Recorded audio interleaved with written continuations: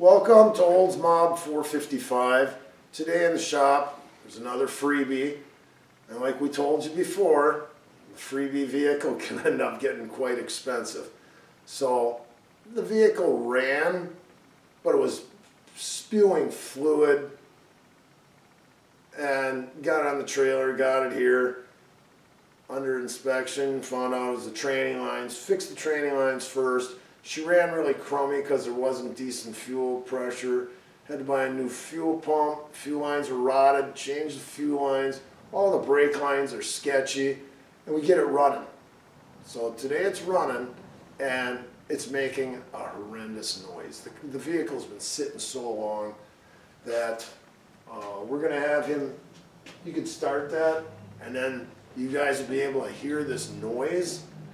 And then I'll use these. It's a stethoscope that you listen for noise, and it's really loud when you put these on. So you go for the alternator, bearings, the air conditioning, power steering, and then we'll run it with the belt off. And then we'll just turn them. You can hear it usually when you take the belt off and it's going, but you can hear this. Usually it sounds like the lathe turning metal. It'll just be, but if it's bad, it's going, there's different noises that you get used to. So we're going to fire it up and you can hear it. So that's the nice fuel pump right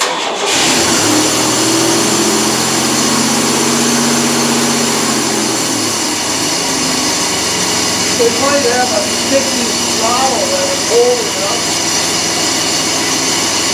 So it sounds like it's coming from here. It's really loud. That one's this one's really loud.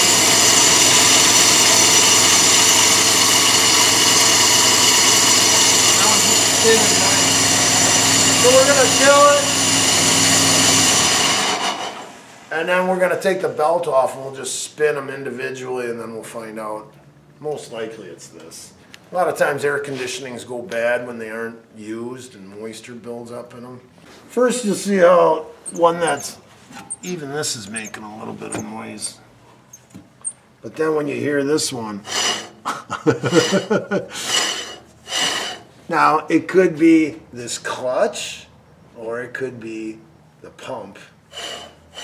But at this point, when you get a vehicle for free, you don't want to stick too much money into this thing. So with no belt on, you'll hear if it's engine noise or if it was one of the ancillaries.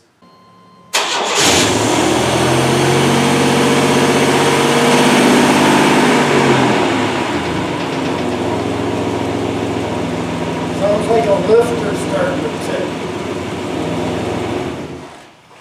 So there is a way you can take this off, put a puller on here and disconnect the clutch from there, and then there's a bearing you could change out. He's not going to be using air conditioning, so I'm just going to mount this thing on here, and then this will just take the place, so the belt will still run over here, and we'll eliminate the air conditioner. So this thing bolts on 3 of these, and this is where the throttle used to go. I think we're going to have to move this up to here. Might have to grind some metal because it's not clearing these. This is just a cheap Dorman part, and that's what you get. Stuff don't fit. You can see the original hole right here. I don't even think you need. This was just to keep it so it wouldn't hit the air conditioner spinning around, maybe. That's easier to keep in the drill press. It's the cheapest drill press advice money can buy. Well, it's better than hanging onto it with your hands, right? Or a vice grips. How many times have you done that crap?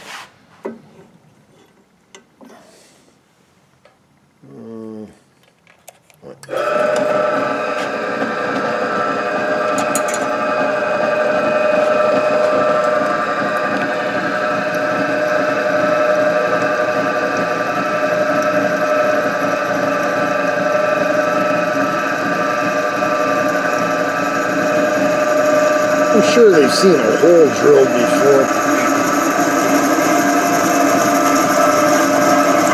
The action shot.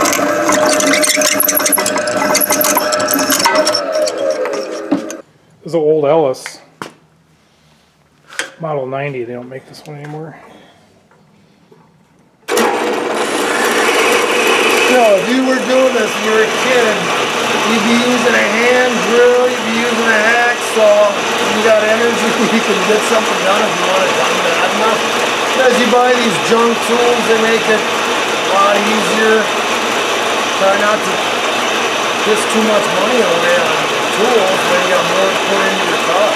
Well, the reason I'm doing this is, I always say, the time you don't round the corner and you're working on a piece of crap that's always breaking down, that's the day you slip and you hit a corner that you didn't round off, and then you're mad at yourself that you didn't take the short time to do that, because now you got a gash on the back of your hand.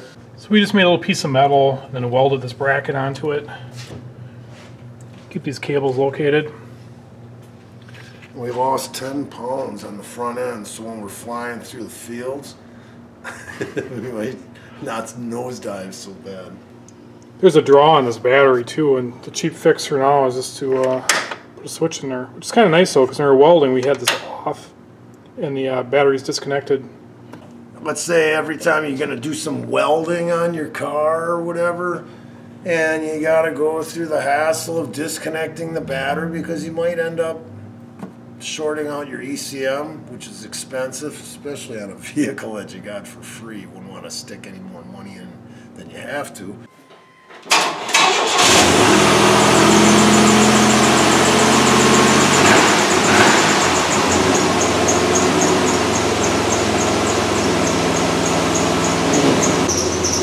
So it's running. We got rid of a lot of noise here, but the alternator's still squeaking away.